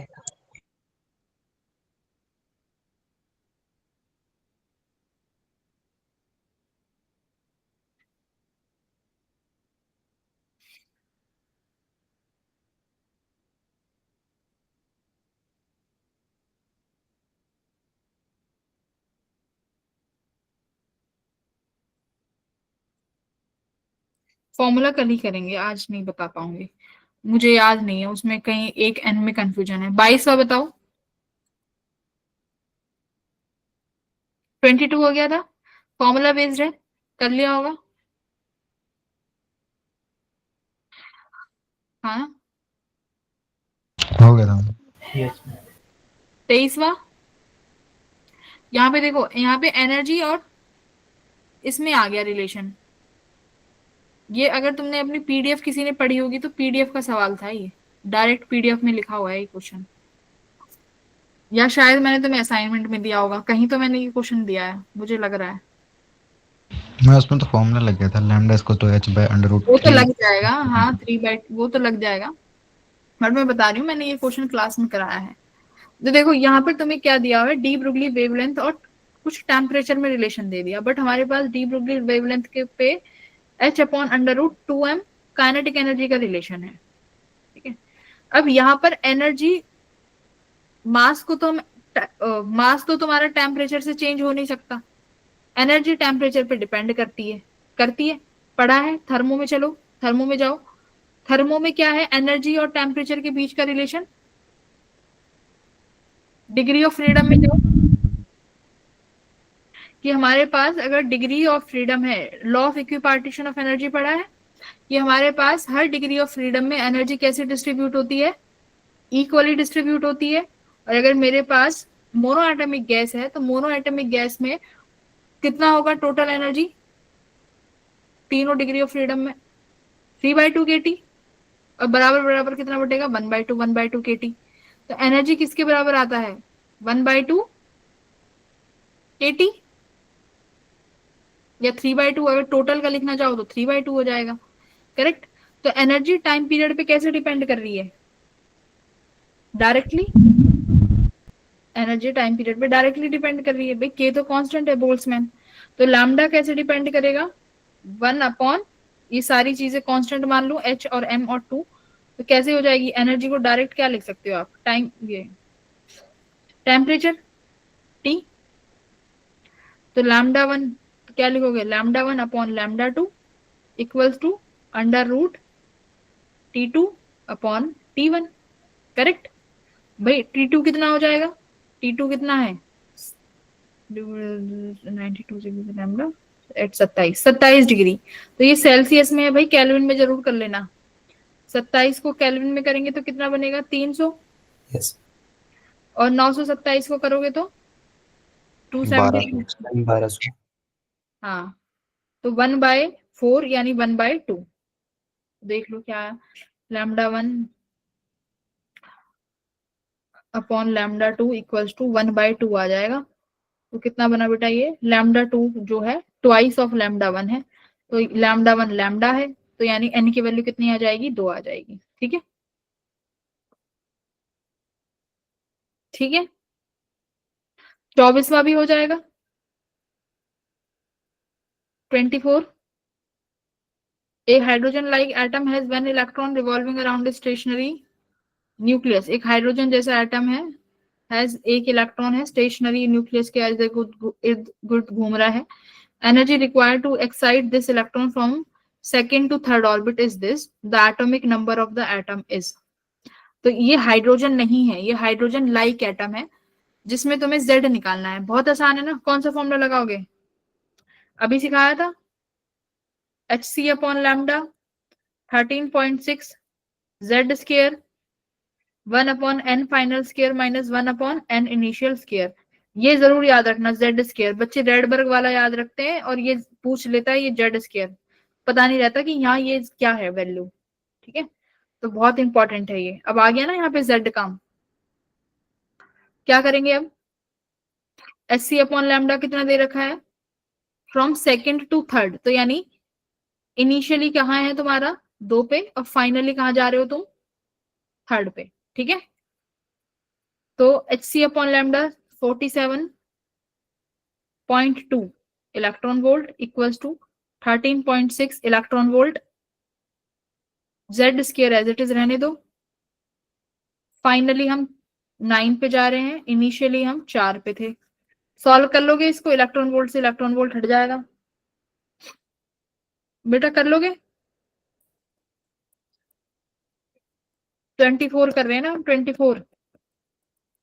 तो Z स्क्वायर निकाल लोगे सिर्फ 24 में से, हैं? Yes ma'am. हाँ। Yes, ma'am. अब 25वां 25 कैसे करोगे? इस पेपर में तो तुम्हारे कुछ क्वेश्चंस को छोड़ के तुम्हें सारे आने चाहिए थे। पेपर वैसे इजी बना दिया उन्होंने। वेव ऑप्टिक्स का तो डिफिकल्ट पेपर था, मैंने कल ही सॉल्व कराया बच्चों का। वेव ऑप्टिक्स का तो डिफिकल्ट था पेपर, तुम्हारा रह गया ना वेव ऑप्टिक्स? Yes ma'am. ठीक है, उसको डिस्कस कर लेंगे। 25 कर लोगे? क्या करना है इसमें, पढ़ो। करवाऊं ये वाला क्वेश्चन? Yes ma'am. पढ़ो फिर। Electrons in an hydrogen like atom, एक हाइड्रोजन लाइक एटम है जिसका atomic number Z equals to 3 है। Make the transition from fourth excited state to the third excited state. तो बेटा देखो, n इक्वल्स टू 2 कौन सी होती है? First excited. n equals to 2 बेटा फर्स्ट एक्साइटेड है। तो ये बताओ फोर्थ एक्साइटेड स्टेट कौन सी हो जाएगी? 5वीं। n equals to 5, और थर्ड एक्साइटेड स्टेट कौन? एक second. n equals to 4, n equals to 4 and from the excited state to the third excited state यानी फोर्थ से फिर सेकंड में आया है, तो पागल हो गया इलेक्ट्रॉन। 5 से 4 में आया है, फिर 4 से 3 में गया है, सेकंड एक्साइटेड स्टेट थर्ड होगी ना। हाँ, तो समझ में आया क्या कर रहा है इलेक्ट्रॉन? 5 4 3, तो 5 से 4 और फिर 4 से थर्ड में गया है। The resulting radiations are incident on a metal plate to eject photo electrons. तो मतलब उसने अपने क्या इमिट करे होंगे? फोटोन इमिट करा होगा, तो उस फोटोन की जो रेडिएशंस है उसे तुमने किसी फोटो मेटल प्लेट पे इंसिडेंट कराया जहां से इलेक्ट्रॉन्स निकल रहे हैं। The stopping potential for photo electrons ejected by shorter wavelength is 3.95 electron volt. तो तुम्हें उस फोटो इलेक्ट्रॉन्स का स्टॉपिंग पोटेंशियल दे दिया फॉर द शॉर्टर वेवलेंथ की इतना है। If the stopping potential ejected by the longer wavelength is this. Shorter और लॉन्गर वेवलेंथ का समझ में आ रहा है ना कि भाई अगर आप क्या बढ़ा दोगे, फ्रीक्वेंसी बढ़ा दोगे तो पोटेंशियल बढ़ेगा, करेक्ट। तो शॉर्टर वेवलेंथ का मतलब क्या है? Higher frequency. तो हाइयर फ्रीक्वेंसी के कॉरेस्पॉन्डिंग स्टॉपिंग पोटेंशियल अगर 3.95 इलेक्ट्रॉन वोल्ट है, तो अगर हम लॉन्गर वेवलेंथ, इसका मतलब लॉन्गर वेवलेंथ कौन सी हुई? Short, less frequency. तो लेस फ्रीक्वेंसी के कॉरेस्पॉन्डिंग स्टॉपिंग पोटेंशियल क्या होगा, ये पूछ रहा है। तो सबसे पहले तो तुम्हें ये चाहिए होगा कि ये शॉर्ट वेवलेंथ और ये लॉन्गर वेवलेंथ है क्या, और ये कहां से आएंगी? जब 5 से 4 गया और 4 से 3 गया, तो तुम मुझे खुद बता दो इसमें से कौन सी शॉर्ट है, कौन सी लॉन्ग वेवलेंथ है? बताओ। एक फोटोन यहां रिलीज होगा बेटा, एक इलेक्ट्रॉन 5 से 4 में रिलीज होगा और एक 4 से 3 के वक्त रिलीज होगा, ठीक है। यहां पर तुम्हें इक्वेशंस बनानी पड़ेंगी। 5 से 4 के लिए, 4 से 3 के लिए कॉरेस्पॉन्डिंग वेवलेंथ निकालनी पड़ेंगी। 2 इक्वेशन लगाओगे बार बार, है ना, समझ रहे हो? 2 बार इक्वेशन लगाओगे, 5 से 4 और 4 से 3, कॉरेस्पॉन्डिंग वेवलेंथ निकालोगे, करेक्ट? हाँ या ना? Yes ma'am. कॉरेस्पॉन्डिंग वेवलेंथ निकाल लो या फ्रीक्वेंसी वो निकाल लो, एनर्जी को, एक ही बात है। तुम्हारे पास जब एक बार एनर्जी आ जाएगी तो फिर क्या करोगे? फिर हम ये वाला फॉर्मूला लगाएंगे मैम, क्या ये रहा, kinetic energy maximum equals to h nu minus work function. उस फोटो इलेक्ट्रॉन का वर्क फंक्शन क्या हमें दे रखा है, क्या दे रखा है, स्टॉपिंग पोटेंशियल नहीं दे रखा, कोई दिक्कत नहीं। मान लो तुम्हारे पास जब ये 5 से 4 गया तो इसके पास फ्रीक्वेंसी आई ν1 और सेकंड वाले के पास फ्रीक्वेंसी आई ν2। ये तुम अपने इससे निकालोगे, इसी वाले फॉर्मूले से। तो यहाँ पर काइनेटिक एनर्जी मैक्सिमम क्या लिखोगे, H, kinetic energy maximum equals to H ν1 minus five. Kinetic energy क्या हो जाएगी, E into stopping potential V0। तो इसका स्टॉपिंग पोटेंशियल मुझे दे रखा है 3.965 इलेक्ट्रॉन वोल्ट। V1 हम पहले फाइंड कर लेंगे, तो यहां से मुझे क्या मिलेगा, वर्क फंक्शन की वैल्यू फाइंड करेंगे यहां से, वर्क फंक्शन। इस इक्वेशन को दोबारा लगाओगे, किसके लिए, V2 के लिए, करेक्ट। न्यू ये भाई ν2 आया, इसके लिए लगाओगे। अब लिखोगे E, ये स्टॉपिंग पोटेंशियल मान लो V डैश हो गया equals to H ν2 minus five. तो अब तुम्हारे पास ν2 भी है, फाइव तुमने पहले निकाल लिया, तो क्या V डैश आ जाएगा, बोलो। Question ma'am. लेंथ, ये इतना बड़ा क्वेश्चन कहाँ से दे दिया, ये इसी को ही करते रह जाओगे फिर पूरे फिजिक्स के पेपर में, अगर ये इतनी लेंथी कॉन्वर्स इक्वेशन आ गई तो, है ना। लेंथी नहीं है ये, लेंथी तो है भाई ये Yes, ma'am. सवाल। V1 V2 निकालो, फिर तुम्हें फाइव निकालना है और फिर V डैश निकालना है, बहुत लंबा क्वेश्चन है, छोड़ो। ठीक है, टाइम वेस्ट मत करो, तुम्हें समझ में तो आ गई ना क्या क्या चीजें चल रही हैं। ठीक है, चलो बढ़िया, अगली क्लास में मिलते हैं। अपने असाइनमेंट्स करते रहो, डाउट भी ले लेना कल। मैम स्टार्टिंग सवाल रह गए थे कुछ। आज के में कौन सा सवाल रह गया, हाँ एक रह गया ना, वेट, ब्रेक्स वाला रह गया, वो ब्रेक्स डिफ्लेक्शन बोलते हैं उसको।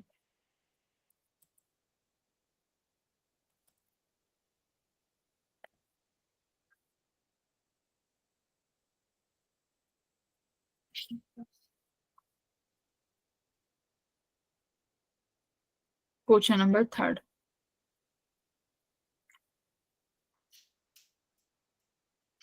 एक्सरे का सवाल है ये वैसे।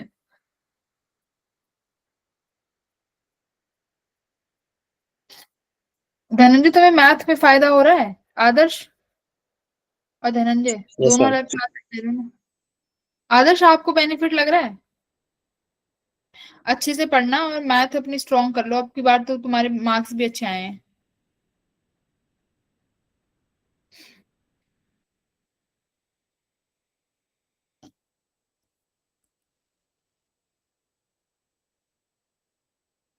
है तो फॉर्मूला बेस्ड ही क्वेश्चन, कल करते हैं, समझाने में समय लगेगा, ठीक है। Okay. समय लग जाएगा, टाइम हो गया है, कल करेंगे, ठीक है बेटा। सी यू, कल पूछ लेना इसे ध्यान से, है ना। बाकी जब एक्सरे पढ़ाऊंगी तो उसमें तो करेंगे ही करेंगे इस क्वेश्चन। मैम हाँ मैम केवीएल केसीएल का 8th क्वेश्चन समझा देते एक बार आप। केवीएल केसीएल का क्वेश्चन भेजो एक बार, मेरे पास अभी है नहीं बेटा, भेजना फटाफट से। है तो सही पर ढूंढना पड़ेगा कहाँ पड़ा है, भेजो एक बार।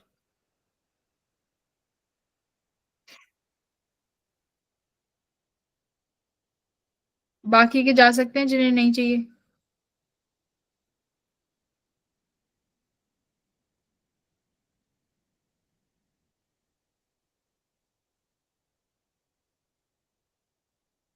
लास्ट वाला क्वेश्चन है क्या 8th?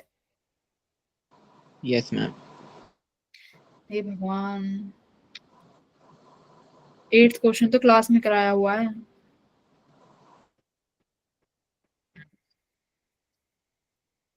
भाई 8th क्वेश्चन क्लास में कराया है मैंने। आर्यन मैम भूल गया कॉन्सेप्ट। प्रिंस ने तो करके भेजा है, मैंने देखा है प्रिंस का। 8th क्वेश्चन किसी से नहीं हुआ, तो मैम भेजूं या फिर नहीं भेजूं? मिल गया, मत भेज। पता है मुझे, कई बार मैं देखती हूँ कि मैंने जो क्वेश्चन क्लास में कराया होता है, तुम अगले दिन उसी क्वेश्चन को डाउट में पूछते हो ग्रुप पे। कई बच्चे देखे हैं मैंने, और मुझे बहुत गुस्सा आता है इस बात पे।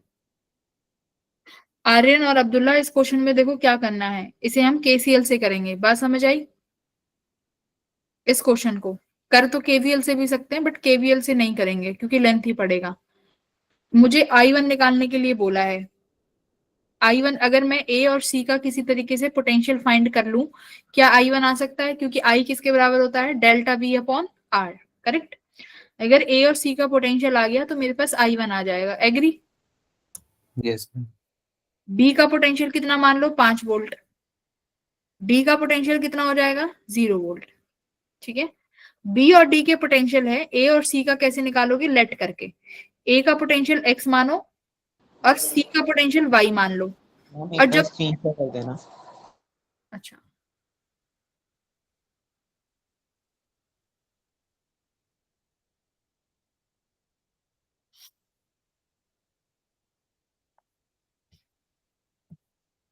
इसमें खाली स्पेस ढूंढ लेते हैं।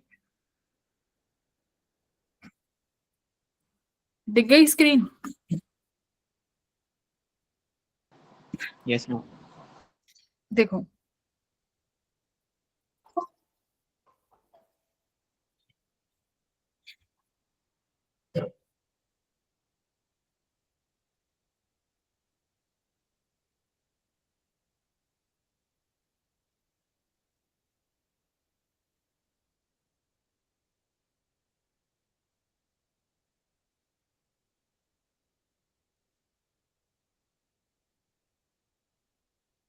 ये सवाल है तुम्हारा। अब तुम्हें ये 5 वोल्ट पे दे रखा है, तो ये अगर ये 5 है तो इसको 5 मान लो, ये 0 वोल्ट हो जाएगा। इसका पोटेंशियल मुझे नहीं पता, इसका मैं x मान लेती हूँ और इसका y मान लेती हूँ। तो तुम्हें अगर इन दोनों पॉइंट्स के पोटेंशियल निकालने हैं तो हम क्या करते हैं? केसीएल में कैसे करते हो? अगर मुझे y का पोटेंशियल निकालना है तो y को किस पे मानोगे? मैक्सिमम पोटेंशियल पे। यानी y किस पे मानना है? y हाई पोटेंशियल पे है। अगर y हाई पोटेंशियल पे है तो मतलब y से करंट निकलेगा हर ब्रांच पे। सपोज ये I1 हो गया, ये सपोज I2 हो गया और ये सपोज I3 हो गया। तो क्या करोगे? अप्लाई केसीएल एट किस नोड पे? At node y। तो क्या होगा भाई? I1 plus I2 plus I3 किसके बराबर हो जाएगा? 0 के। ये sigma I equals to 0। I1 का क्या लिखोगे? कितना? 4 वोल्ट, 4 ओम है, तो I1 कैसे लिखोगे बताओ? 5 y minus 5 by very good. Plus I2 कैसे लिखोगे? y should be at high potential. y minus, plus से माइनस जा रहे हो तो प्लस से माइनस जा रहे हो तो कितना वोल्ट पोटेंशियल है इसका? 10। तो क्या लिखोगे? माइनस का 10। ठीक है, क्योंकि मैं y2x जाते वक्त मेरे रास्ते में पोटेंशियल प्लस से नेगेटिव आया तो माइनस का 10। यहाँ कितना है ये रेजिस्टेंस? 1 ओम। तो अब क्या लिखोगे इस 1 का? मैम तो 1 नीचे आएगा। हाँ, वो y फिर माइनस और -10 नहीं हो जाएगा, फिर प्लस नहीं हो जाएगा वो? अभी तो हम y2x जा रहे हैं ना। y2x, अगर ये बीच में 10 नहीं होता तो तुम सीधा क्या लिखते? y माइनस एक्स अपॉन ये कितना है? 1। y माइनस एक्स अपॉन 1 लिख देते। ठीक है। अब तुम बीच में तुम्हें 10 वोल्ट का पोटेंशियल मिला, करेक्ट।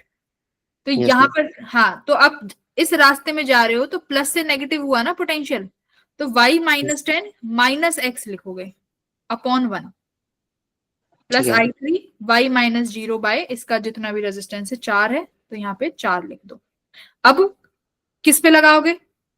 एक इक्वेशन यहां से आएगी एक्स वाई की, फिर अप्लाई केसीएल किस नोड पे? At node C, X sorry. तो एक्स, अब किसको मैक्सिमम मानोगे? हाई पोटेंशियल पे। अब एक्स को हाई पोटेंशियल पे मानो, तो एक्स को हाई पोटेंशियल पे मानोगे तो मान लो ये वाला करंट हो गया तुम्हारा I4, ये I5 और ये जो जा रहा है ये मान लो ये I6 है।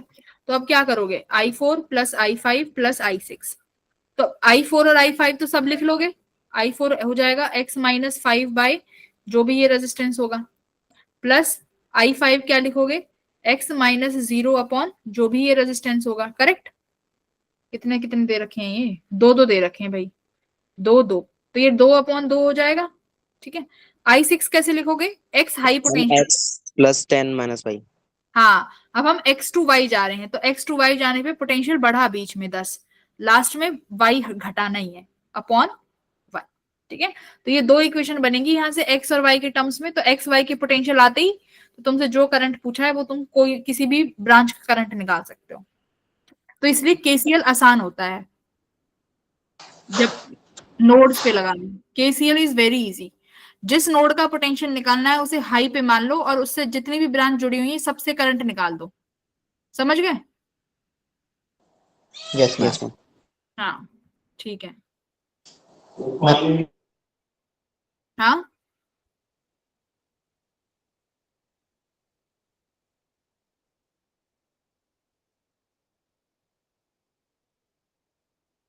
गौरव तुम्हारा भी है क्या कोई क्वेश्चन? मैम एक और था मैम, No, ma'am. रेजिस्टेंस का। बोलो। Ma'am fifth Question? Question resistance assignment का। अच्छा रेजिस्टेंस के असाइनमेंट का है fifth question. Yes ma'am. Resistance and Ohm's law. Yes ma'am.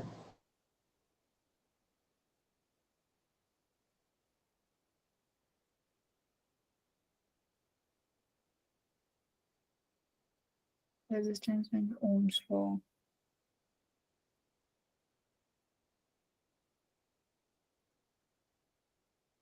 अच्छा मिल गया।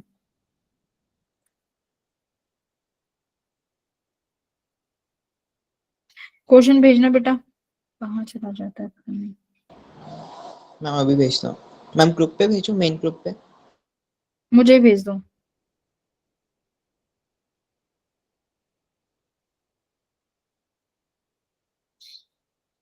मिल गया। क्वेश्चन नंबर कौन सा? फिफ्थ है Aryan? Yes ma'am. Question number fifth. Yes ma'am. अरे बेटा आर्यन इसमें क्या है इस क्वेश्चन में बताओ। इसमें तुम्हें खुद ढूंढना है। ये तो बहुत आसान सवाल है। तुमसे तो ये एक्सपेक्टेशन नहीं है आर्यन। क्या कर रहे हो? इसमें क्या कॉन्सेप्ट लगेगा? सुनो यहाँ पे बेटा। देखो तुमने ट्राई नहीं किया ये क्वेश्चन वरना तुम डेफिनेटली कर लेते।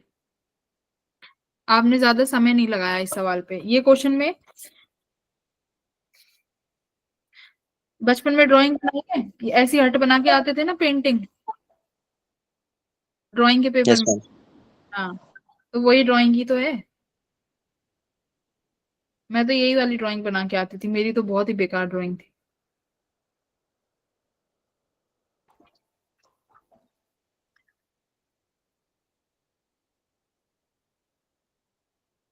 पेपर में ऐसे सवाल देख के घबरा मत जाना। तुम्हें जो पढ़ाया है उससे बाहर कुछ नहीं आएगा। तो तुम्हें घबराना नहीं है पेपर में। तुम्हें एकदम खुश होके जाना है।